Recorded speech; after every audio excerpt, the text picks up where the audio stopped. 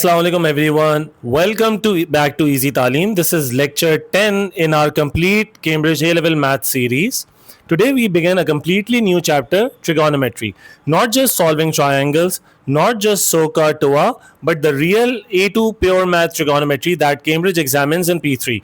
So if you're preparing for May June 27 or October November 26 or even additional mathematics, this lecture is going to become one of your strongest foundations. Before we start, let's appreciate how far we've come. We finished the complete algebra block. We covered modulus, polynomial division, factor theorems, partial fractions. We also did binomial expansion. So we have covered all of these. Then in logarithms, we did why logarithms even exist, the three laws of logarithms, the power rule, the product rule, and the quotient rule. We also did how to solve the logarithmic equations and the exponential equations and the inequalities and the restricted domains, and eventually we did the most beautiful modeling topics in P3, which was linearization.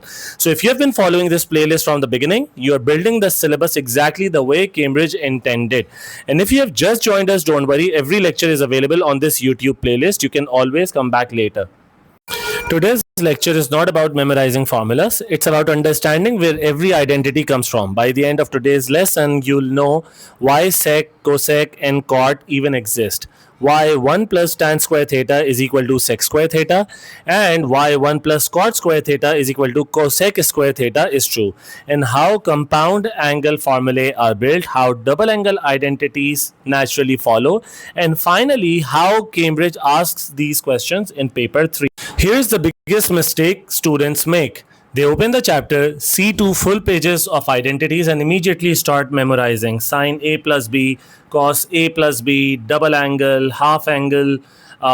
Everything starts looking like an alphabet soup. And 2 weeks later, they forget everything. Cambridge doesn't reward memorization. Cambridge rewards understanding. So if you understand where identities come from, you'll remember them naturally. That is exactly how we are going to study this chapter. Now let's quickly remind ourselves what we already know. I'm assuming you have studied AS mathematics already. If not, pause the video afterwards and revise these basics because we'll build everything on them. The three fundamental ratios are sin² is opposite upon hypotenuse. The ratio of cos² is the ratio of adjacent and hypotenuse, and tan² is the ratio of sine and cos, which eventually leads to opposite upon adjacent. These are three functions everyone knows, but today Cambridge introduces three more. And here's the beautiful thing. They're not actually new. They're simply reciprocal. Now, let's say that we have this right-angled triangle, right? Now, if we are considering this theta, then this side becomes opposite, this side becomes adjacent, and this side is the hypotenuse. Now look carefully. If sin² is y over r, that is opposite upon hypotenuse, then the reciprocal of that is 1 upon sin² is going to reverse or reciprocate the entire ratio of y upon r into r upon y. And this 1 upon sin² may be written as cosec² or familiarly cosec of theta, right? Now, likewise, if we have cos² is equal to adjacent upon hypotenuse, so adjacent upon hypotenuse s upon r, the reciprocal of that is going to be r upon x, which we call secant of theta or sec²θ. And finally, tan² is the ratio of sine upon cos, which is opposite upon adjacent. So opposite is y, adjacent is x, so y upon x. Y upon x. And now if we reciprocate both the sides, it becomes 1 upon tan² is x upon y, which we call cot²θ. Okay. Now, nothing magical happened. No new mathematics appeared. We simply turned each ratio upside down. Students often panic because suddenly there are 6 functions now. There really aren't. There are only 3. The other 3 are simply reciprocals. So instead of memorizing 6 separate definitions, remember just this table, that sin² corresponds to cosec²θ, okay? Cos² corresponds to secant of theta, and tan² corresponds to the cotangent or cot²θ, right? And that's it. I always tell my students that it's not Cambridge who invented 3 more functions because they were bored. Mathematicians invented them because writing 1 upon sine theta every single time gets annoying, right? So mathematicians simply said, let's give it a name. So they gave it a name cosecant of theta. All right, that's literally where cosecant comes from. Sometimes math is less dramatic than students imagine. Now that we know what these three new functions actually are, the next question becomes, can we discover identities involving them? Okay, instead of just memorizing them. And surprisingly, everything starts from one equation you have known since school, which is x square plus y square is equal to r square, which is the equation of a circle with the origin 0, with the origin at 0 comma 0. Or this is also Pythagoras theorem, where this is r, this is x, this is y, and it is right angled here, right? Now watch what happens when we divide everything by the right quantity. Within 2 minutes, the famous identities, 1 plus tan²θ is equal to sec²θ, and 1 plus cot²θ is equal to cosec²θ will almost derive themselves. And now we are going to do that.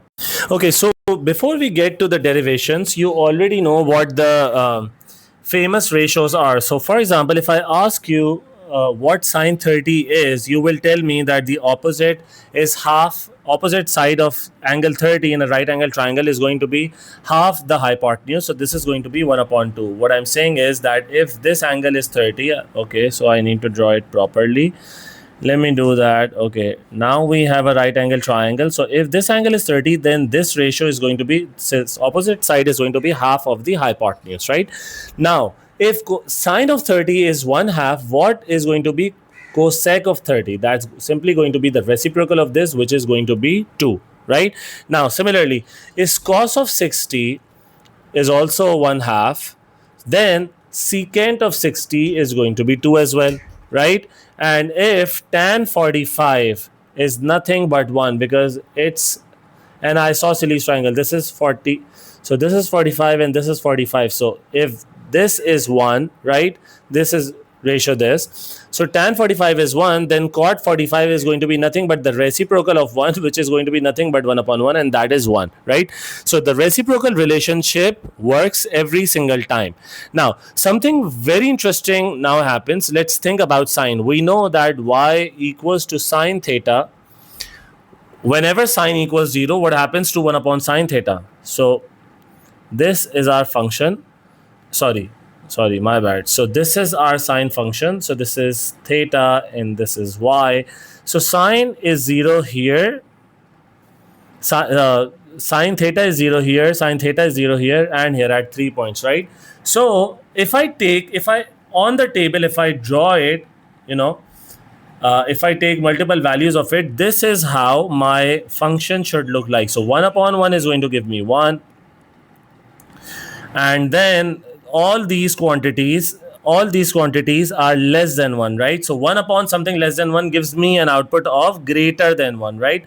So now from here, my graph is going to go up and up and up, because as this approaches 0, my y value approaches infinity, and likewise it's going to do here. And for negative, this is how the graph is going to look like for y equals to cosec of theta, right?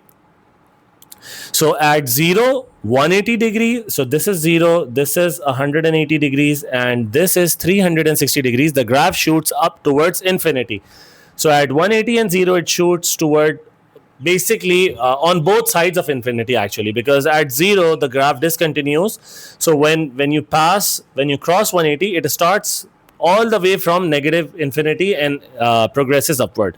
Now the graph isn't random, it's simply following reciprocal, right? And if I must do it for sec theta as well, then you know that the cos function looks something like this, right? The cos is 0 here and the cos is 0 here. This is 360, this is 180 at the minimum point, and the maximum points are at 0 and 360. Now if I draw 1 upon cos theta, which is sec theta, or which is y, so now at this 1 upon 1 is nothing but 1, and now all these values for this entire domain, the values are negative, right? Are less than 0, right? Are less than 1.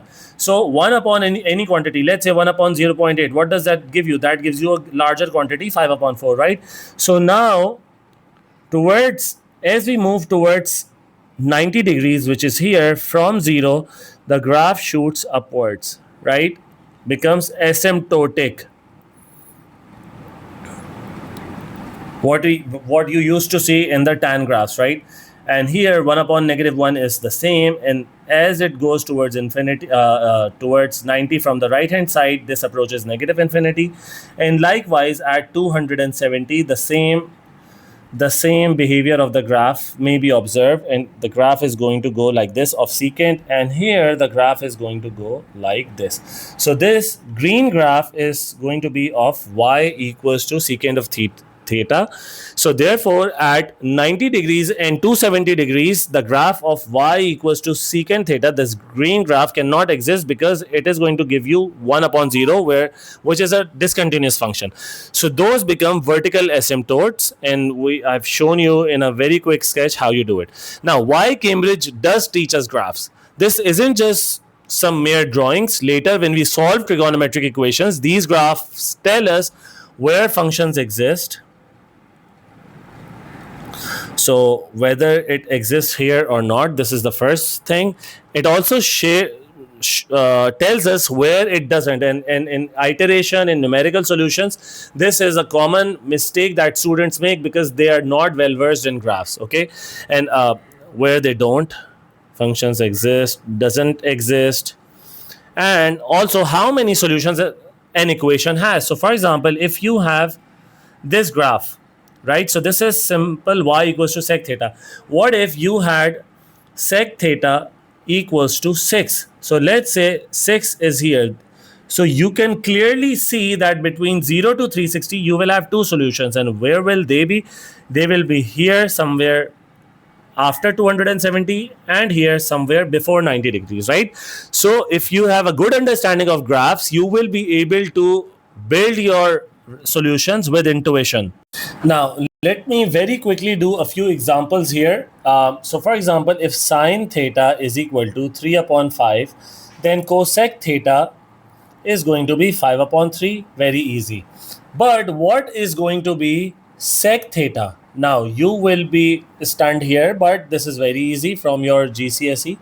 So if this is theta, this is 3, this is 5, and this information has been derived from here, opposite upon hypotenuse. Then using Pythagoras theorem, 5 square minus 3 square inside the third sign is going to produce a 4 for the base. So now sec theta is nothing but 1 upon cos theta, and cos theta is nothing but adjacent upon hypotenuse, which is 4 upon 5. So this is 1 upon 4 upon 5 is going to give us 5 upon 4. So secant of theta is going to be 5 upon 4. That's it. Now, what if tangent of theta is 7? So if tangent of theta is 7, then cot of theta is going to be 1 upon 7. What if cos theta is equal to negative 4 upon 5, right? Now, negative 4 upon 5 means what? That in the quadrant system, this is negative 4 and this is 5, right? So this is ought to be 3. So if you were supposed to find out sine of theta, because sine is positive in the second quadrant, but cosec isn't, then this is going to become sine of theta is going to be 3 upon 5, and cosec of theta is going to be 5 upon 3, and sec of theta, which is 1 upon cos, is going to be minus 5 upon 4, the reciprocal of this. Okay, now a lot of times students confuse this thing. They're given 1 upon sine square theta, and when they're asked what can you rewrite it as, they just write down that this is same as cosec theta. No, it is not. So 1 upon sine theta is nothing but 1 square upon sine square of theta, and can be written as 1 upon sine theta. We already did indices, exponential rules in our AS lecture recently, so you may want to check that out in our AS playlist. So this is a upon b power n rule that we are applying here, distributive.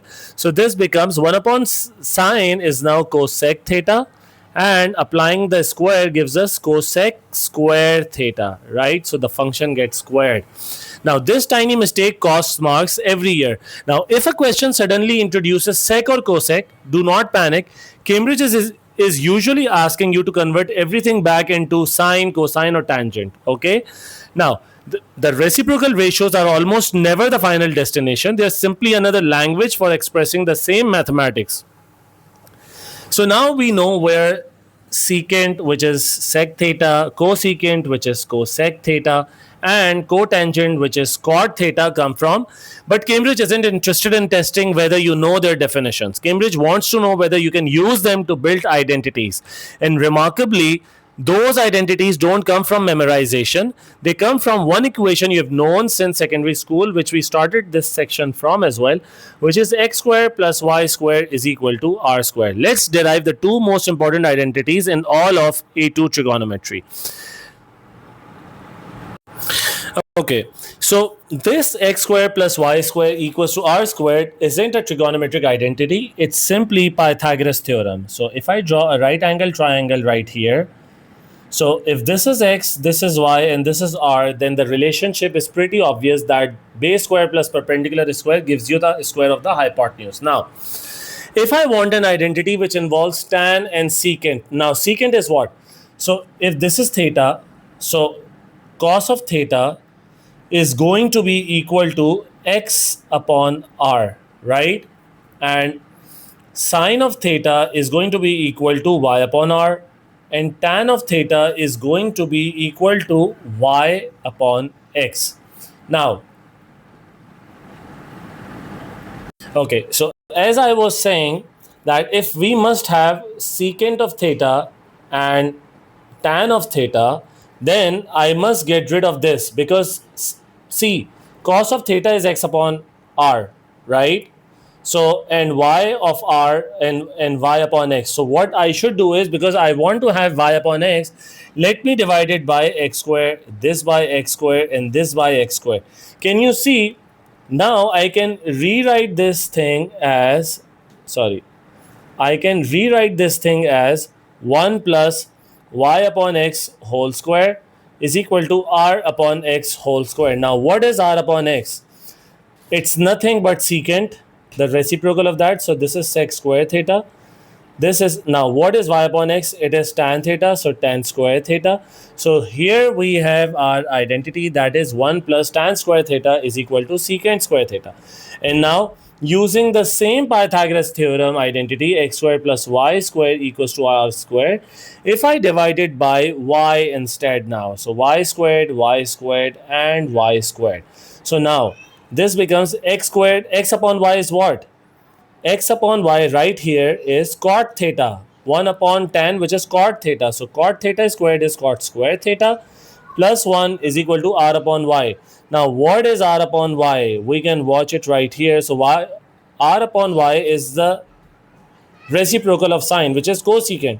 So this is cosec theta squared, which is cosec²θ, and this is how we derive two of our identities. 1 plus tan²θ is sec²θ, and 1 plus cot²θ is cosec²θ.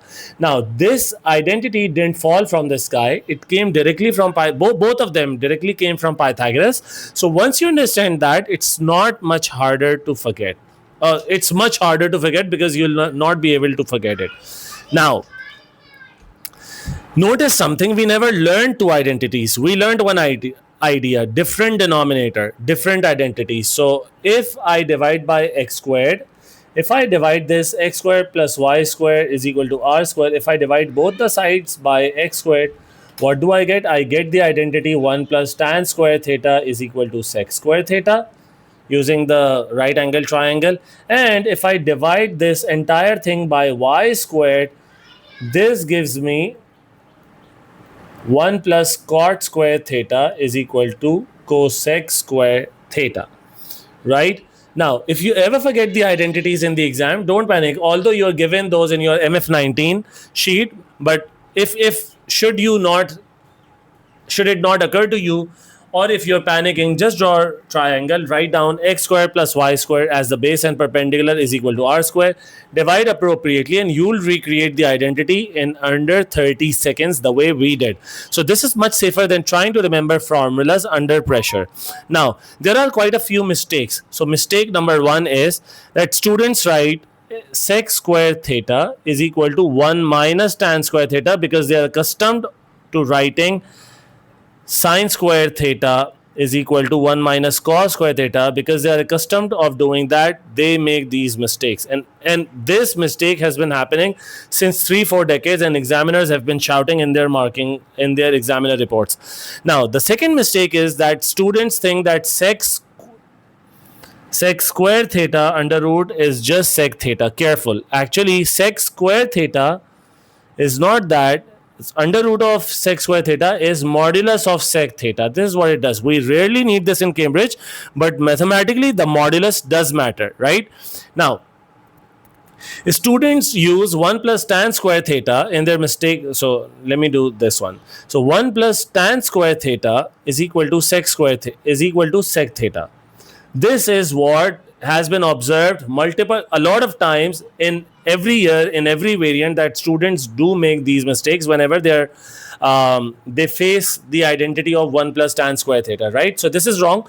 Both sides need to be squared. So this is ought to be sec²θ, and I will put the square in red so that you don't forget, right?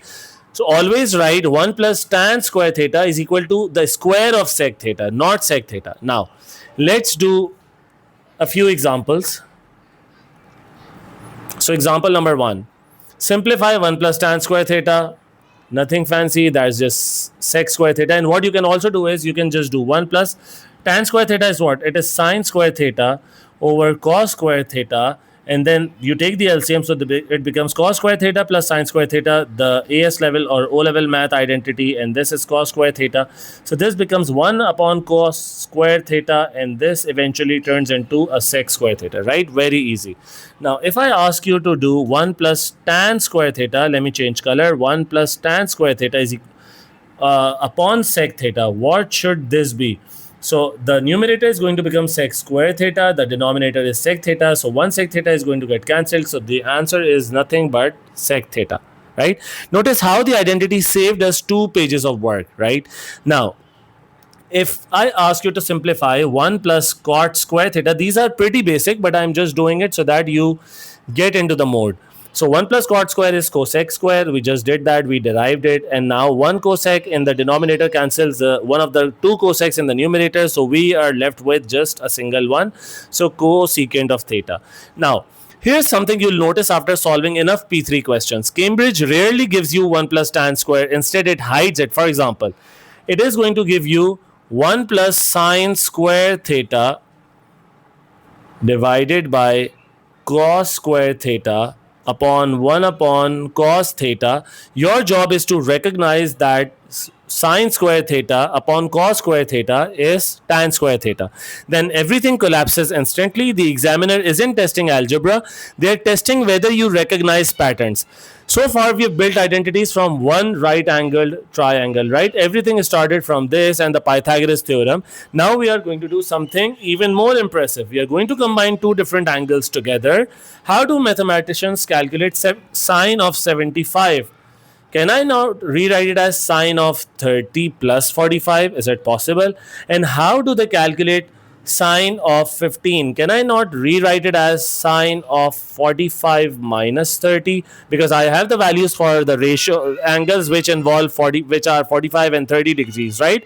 Or maybe, and also we are going to do how to derive the formulas for sine of 2a, cosine of 2a, and tangent of 2a. They all come from one beautiful family of results called the compound angle formulae. I will write it down here because this is what we are jumping on to, compound angle. And we are going to do all these 3 formulae, sine of 2a, cos of 2a, and tan of 2a. And once you understand them, the famous double angle identities become almost obvious. Let's build them from first principles. Okay, so think about this. We already know. So now let us do why compound angles even exist. So we know the values for sine of 30, which is 1/2.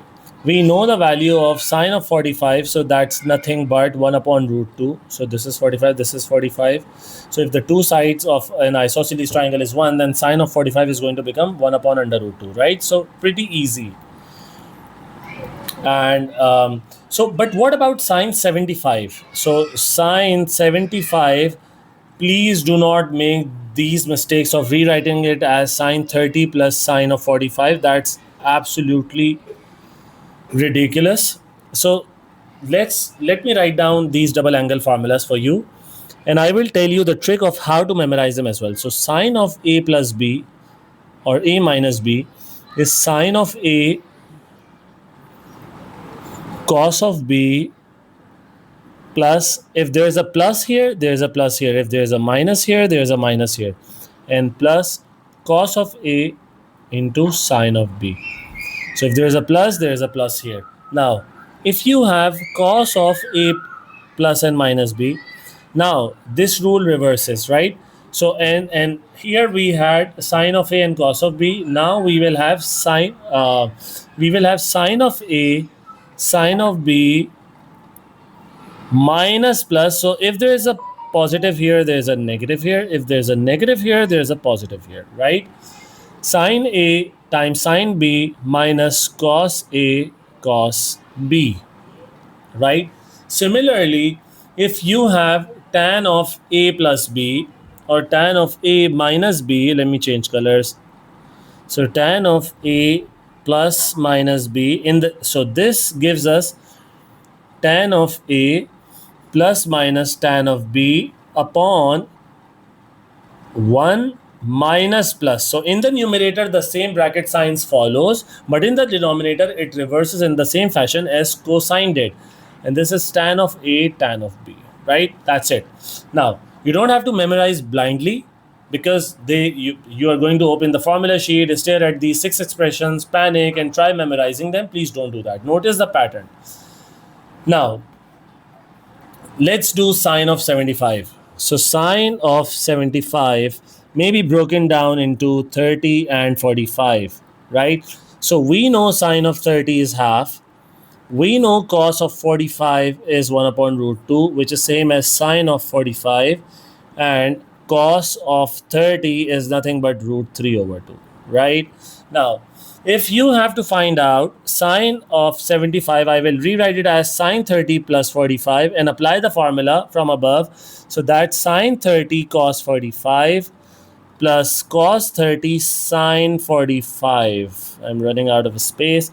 So sine 30 is 1/2, cos 45 is 1 over root 2, and cos 30 is root 3 over 2, and cos 40 and sine 45 is 1 upon root 2.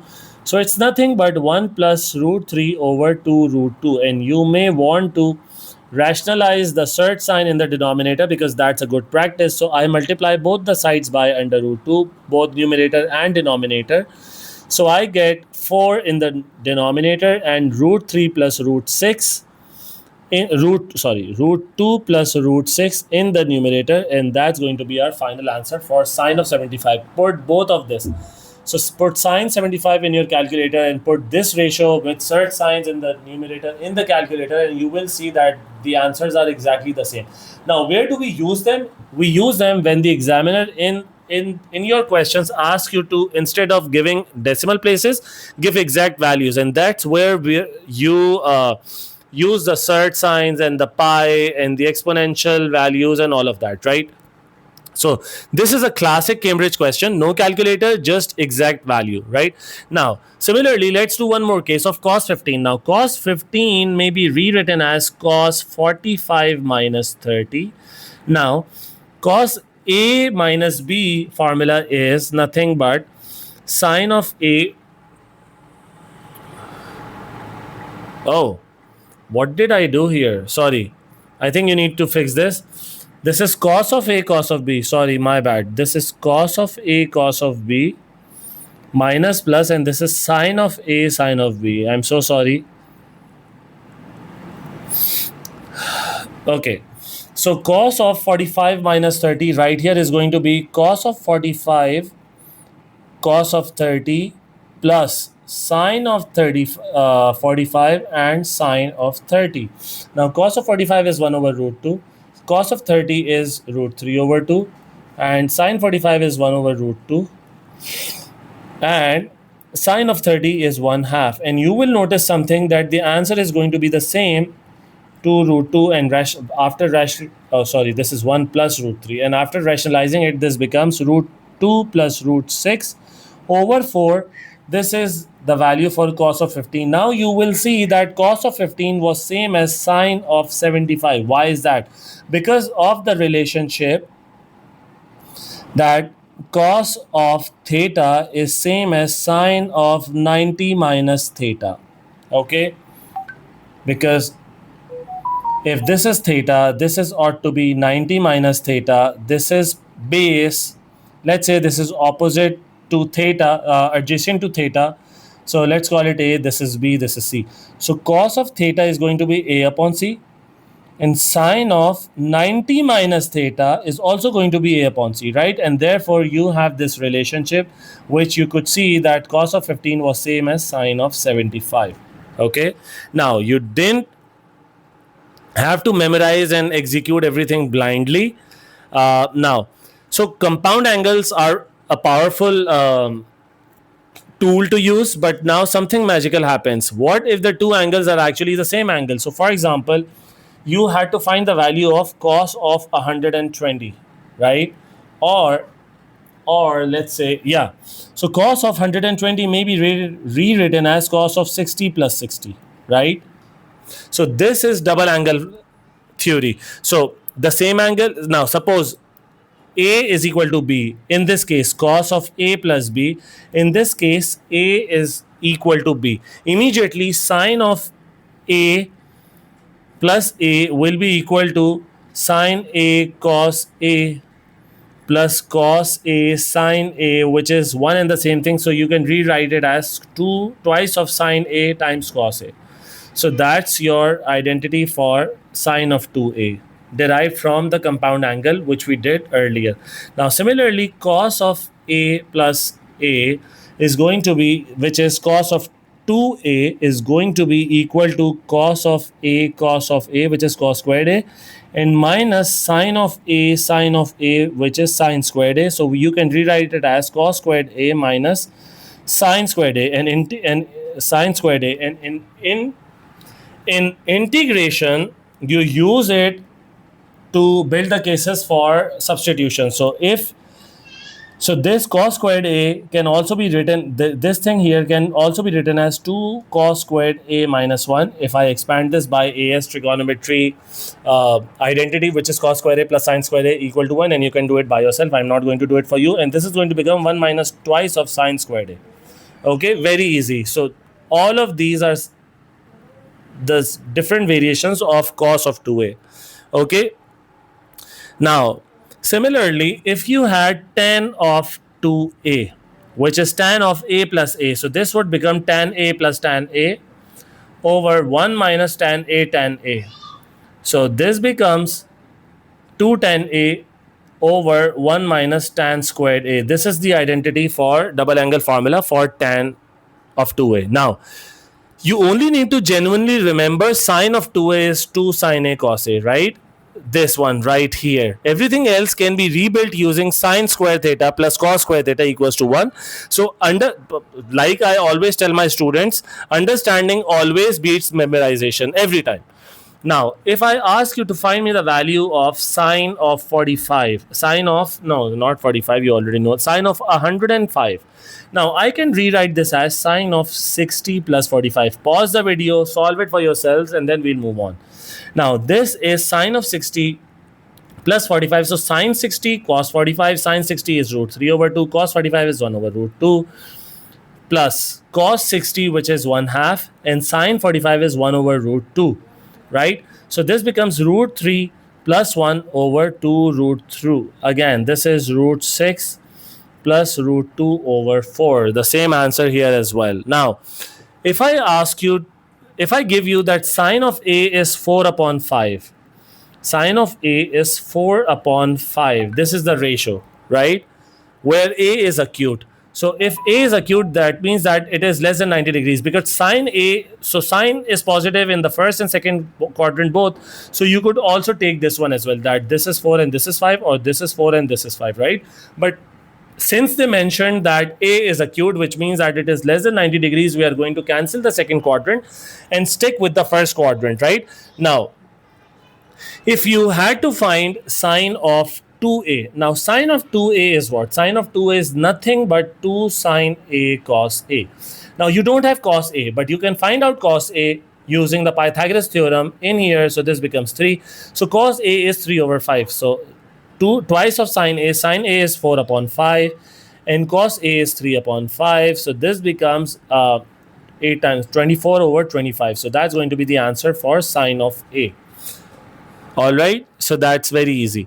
Now this is where students lose marks, so I want you guys to pay close attention to this one.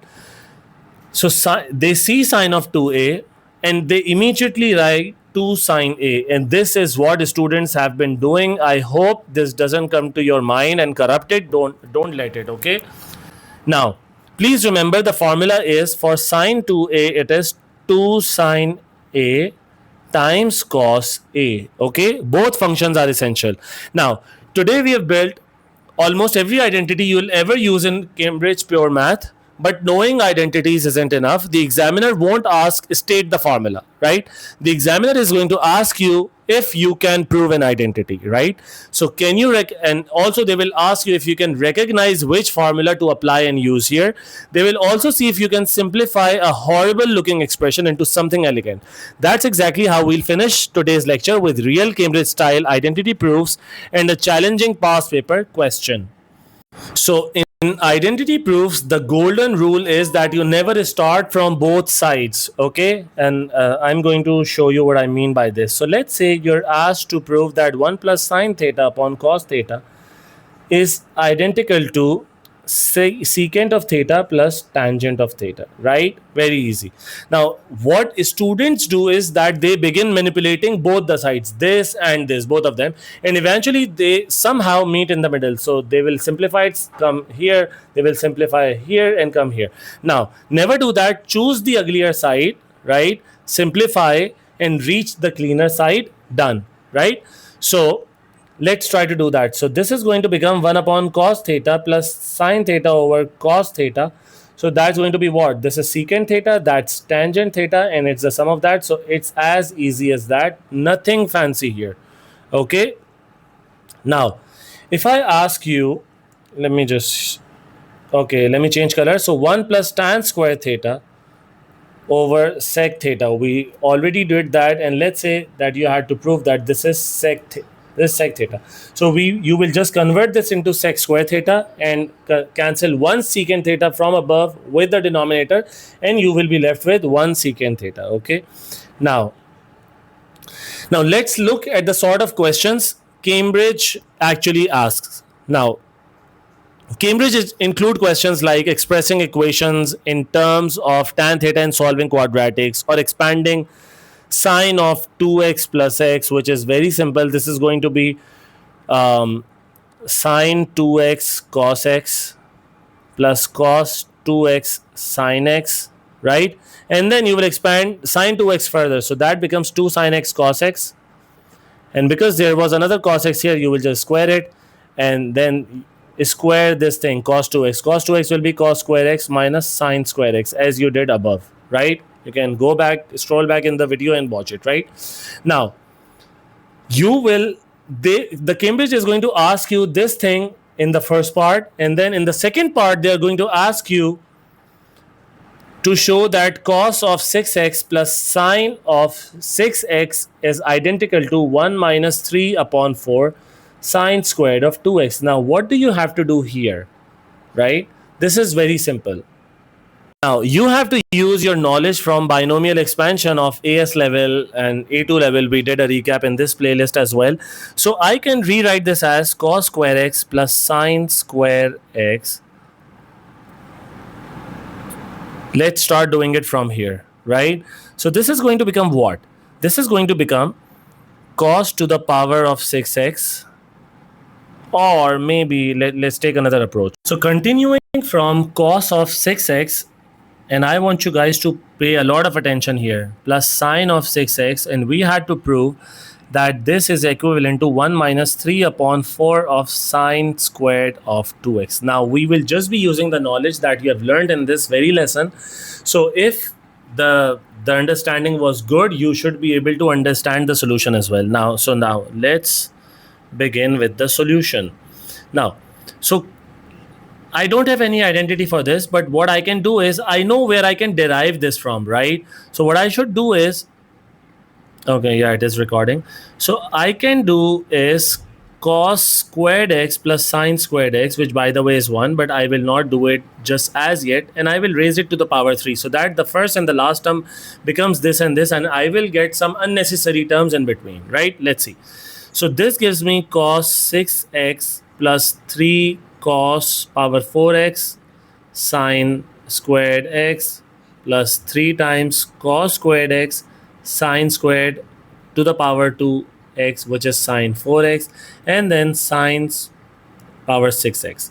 Now you will notice something, that I applied the binomial expansion from AS level math. So I hope that you guys remember that, because it's only been a month that you appeared in your P1 paper. Now let's collect these two terms. So this becomes cos of 6x plus sine of 6x, which we had to prove. Okay, so it's right here. And if I can take 3, okay, I can take 3 common from here. I can take sine squared common as well from here both. I can also take cos squared common from here both. So let's do this. So if I take, sorry, my bad, wait a second. So if I take 3 sine squared x cos squared x, I will have a cos squared x here, and I will have a sine squared x plus sine squared x here, right? Which is nothing but 1. So this is 1, so I will just remove it. So now I can see that this is same as cos squared x plus sine squared x, the expansion of it to the power of 3. And because this is 1 and 1 cube is 1, so I can just rewrite it as 1, right? So now if I bring this to this side, it becomes 1 minus 3 sine x cos x whole square, right? And this is cos 6x plus sine 6x.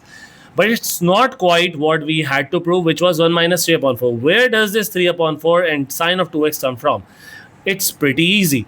Now, sine of x, cos of x. Now, I can see similar structure somewhere here. Sine of 2x is 2 sine x cos x. If I divide both the sides by 2, I get sine x cos x is equal to sine 2x upon 2. So instead of this thing, I can put this here, right? So this is sine 2x upon 2. And this solves it. So this is sine 2x upon 2, sine 2x upon 2. So 2 gets squared, becomes 4. So I will bring it here. Sine 2x gets squared, so I get sine squared x. So the answer becomes 1 minus 3 upon 4 sine squared of 2x. As simple as that. Cambridge also asks you to solve equations involving sine of x minus 60. In which case, what you have to do is you have to expand it sine of x cos of 60, which is half, plus minus cos of x sine of 60, which is root 3 over 2, and then you solve it further, right? Now convert it. Also expects you to convert complicated expressions into identities before you solve them, right? So these aren't separate chapters, these are all applications of today's lecture. Now why do these compound angles and double angles matter? I want you to notice something. Today's formulas, they looked difficult, but Cambridge doesn't ask them because they are difficult. Cambridge asks them because they unlock problems that look impossible. Without compound angle identities, you cannot solve many exact value questions. Without double angle identities, many equations simply refuse to simplify. So a summary of today's lecture would be that we've built almost the entire language of A2 trigonometry, right? So we did reciprocal ratios, which was secant, cosecant, cotangent, right? We did that. We did the fundamental identities, which was 1 plus tan square is equal to sec square. We did 1 plus cot square is equal to cosecant of cosecant square. We did the compound angle, which was cos of a plus and minus b, and sine of a plus minus b, tan of a plus minus b. We also did the double angle formula and how they were derived from compound angles only. We also did how we can give exact values if we have cos of 105, I don't know, sine of 15, something of that sort, right? So that we can use 60, we can make a composition using 60, 45 and 30 degree angles. We also did one very difficult identity proof above, just above this summary, and that's already enough to solve a huge proportion of P3 trigonometry. So just to preview what we will be doing next in our lecture on Wednesday, because we are not finished in trigonometry. In fact, Wednesday's lecture is one of my favorite topics in the entire syllabus, where we are going to do how to solve if you have 3 cos theta plus 4 sin theta is equal to, I don't know, half. How do you solve this? Because it involves sine, it involves cos. You cannot, even if you're dividing the entire equation by one of the ratios, it's still not going to give you a single trigonometric ratio, right? So what would you do with this? Most students stare at it. Cambridge doesn't, and neither does it want you to just stare at it. Cambridge rewrites it as 5 cos theta minus alpha, where alpha is going to be something else as well, and we're going to see how to do it. Or they can also rewrite it as 5 sine theta, 5 times sine of theta plus some other value here which it is going to attach. So beta is not going to be equal to alpha, and suddenly two trigonometric functions will just become one, right? And now why does it even exist? So this isn't a trick, it has a purpose. It helps us simplify expressions. So this r cos theta minus alpha, this technique helps us to simplify expressions, find maximum and minimum values, because once you have it, you can now plot it. But for these values, you will need a Desmos, right? Although this and this and this are all going to be equal, and we will do the demonstration on Desmos as well. It also helps to solve difficult trigonometric equations, just like one that is here, and also is one of Cambridge's favorite exam topics, and it assigns approximately 4 to 8 marks every year. So once you understand Wednesday's lecture, you'll never fear expressions that involve some constant sine theta plus some constant cos theta and maybe equal to something right now. So if today's lecture, so we are at the end of it, so I'll repeat what I do all the time. So if today's lecture helped you understand trigonometry rather than memorize it, please help this channel grow. Give this video a thumbs up, subscribe if you haven't already, share it with a friend who's struggling with A2 math, for whether he is resitting in October, November, or planning to sit for exams in October, November, or May, June 27. Every share helps another Cambridge student, right? Also, if you were confused about any part, or if you liked explanation of any part, do mention that with the timestamp in the comment section under. That's where we post. So if you're enjoying these lectures, you should follow us on our Instagram, where we go by the name of, our handle is EASY TALEEM, Easy Taleem.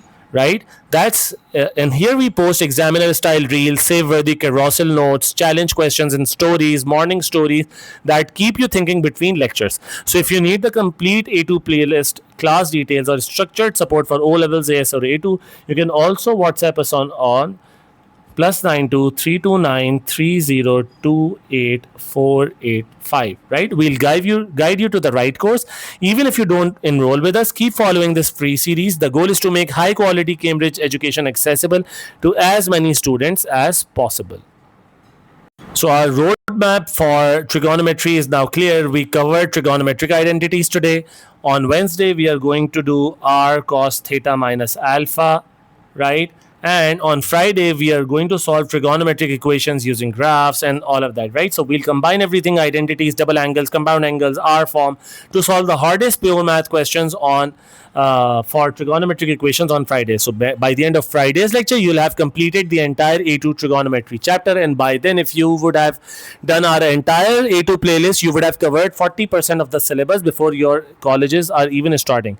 So until Wednesday, keep practicing, keep questioning, and remember, don't memorize mathematics, understand it. I'll see you in the next lecture. Allah Hafiz.